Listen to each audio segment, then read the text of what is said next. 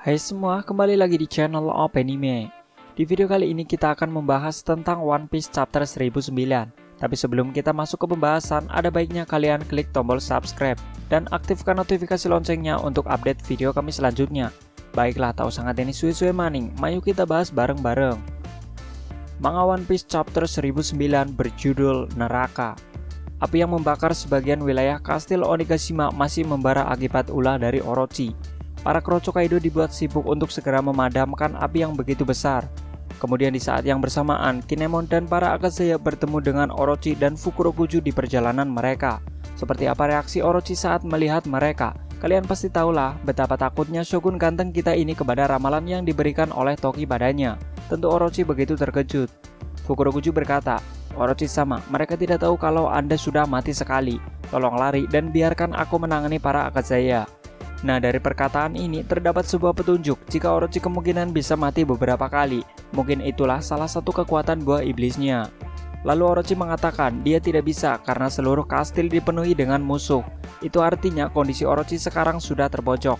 Daripada memilih untuk kabur tidak jelas, Orochi berpikir dia bisa melawan para Akazaya dan mengalahkannya. Orochi kemudian mengecek mereka tentang fakta dari Kanjuro. Selama ini mereka telah berada dalam bahaya karena satu orang ini. Orochi memanggil Kinemon keluarga Kosugi yang sudah sekarat.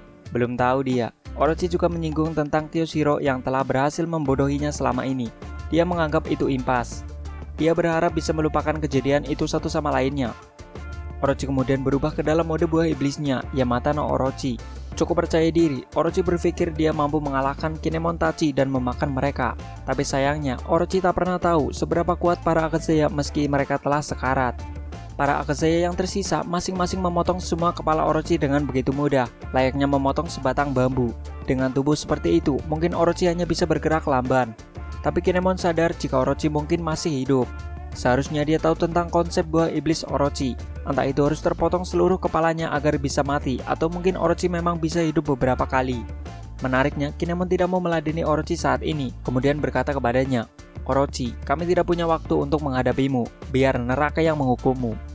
Hal ini sepintas menjelaskan jika Orochi adalah lawan yang hanya bisa bermain-main dalam pertarungan, alias ngetrol maksudnya. Para Akazaya terus melanjutkan perjalanan menuju ke tempat Momonosuke, tapi Raizo tetap bertahan untuk memilih bertarung dengan Fukurokuju. Kini tinggal menyisakan 6 orang dari anggota Akazaya, selebihnya masing-masing telah kembali bertarung. Kinemon dan yang lainnya meninggalkan Raizo bersama Fukurokuju. Raizo berkata, "Aku telah salah menilaimu. Aku tidak berharap kau bertarung untuk orang bodoh seperti itu sampai akhir." Kemudian Fukurokuju menjawab, "Aku bisa mengatakan hal yang sama tentangmu. Ini adalah takdir bahwa kita harus bertarung satu sama lainnya pada akhirnya, Raizo." Yang dimaksud olehnya tentu saja Kosugi Oden, karena pada dasarnya Fukurokuju tak pernah tahu pasti tentang latar belakang Oden. Siapa yang benar menurutnya bergantung kepada keyakinan hati. Panel berpindah ke atap Onigashima. Di sini Big Mom mengawali pembicaraan. Dia berniat untuk mencoba satu serangan gabungan dengan Kaido untuk menguji pertahanan dari para supernova geblek di depan mereka.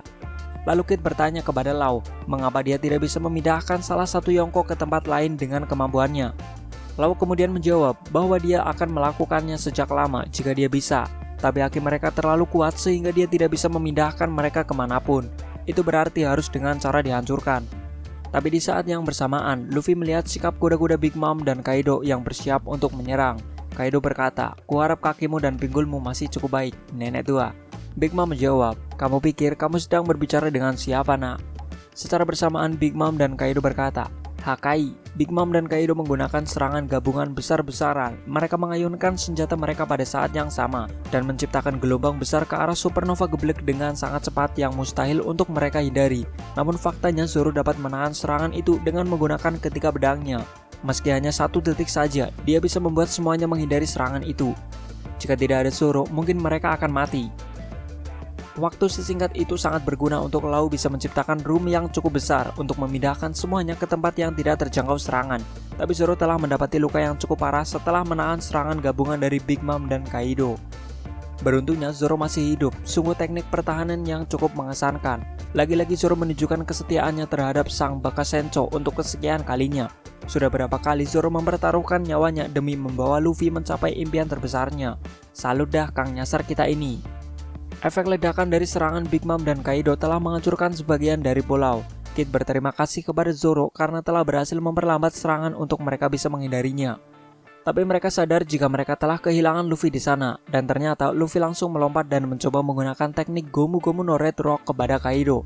Tapi Kaido bisa mengelak sebelum Luffy menyelesaikan serangannya. Luffy tersenyum sembari berkata, "Jadi kau harus menghindarinya karena kau takut terluka kan?" Kaido yang mendengarnya begitu kesal dan menampol Luffy dengan pentung kasti miliknya.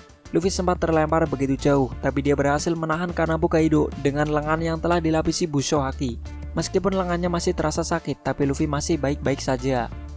Kaido melanjutkan serangannya dengan menembakkan sinar beam dari mulutnya ke arah Luffy dan lagi-lagi masih bisa dihindari.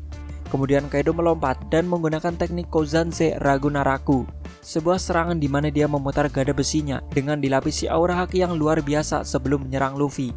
Tapi tampaknya Luffy terkena telak serangan itu. Terlihat kedua kakinya yang berada di bawah serangan gada milik Kaido. Bahkan tanah di sekitarnya langsung hancur berkeping-keping.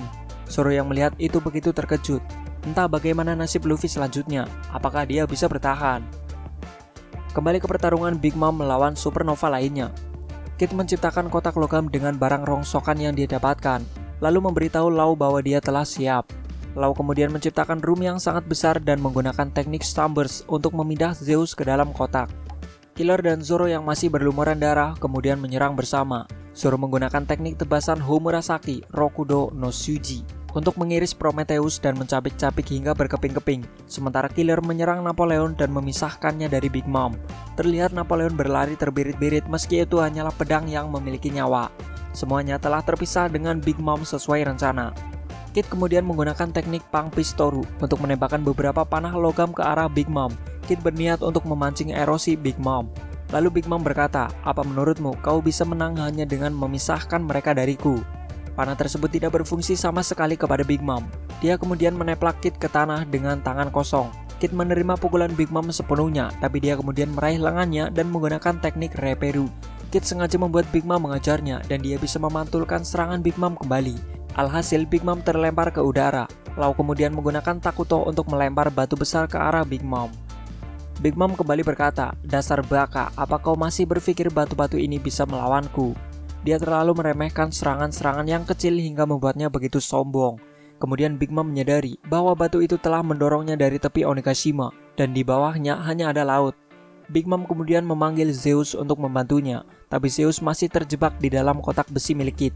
Law berkata, "Jika kami berhasil menghentikan mereka untuk membantunya, maka ada satu pemain yang turun dari panggung. Berusahalah selamat sendiri." Big Mom mulai jatuh ke laut. Tidak ada break minggu depan. Nah, itulah review kami tentang hal apa saja yang terjadi pada One Piece chapter 1009. Terima kasih telah menonton video ini. Jangan lupa untuk like dan share-nya ya. Jika ada pertanyaan atau bagi yang mau request, silahkan tulis di kolom komentar. Tetap stay di Openime. Sampai jumpa dan ketemu maning nang video selanjutnya. Matur nuwun.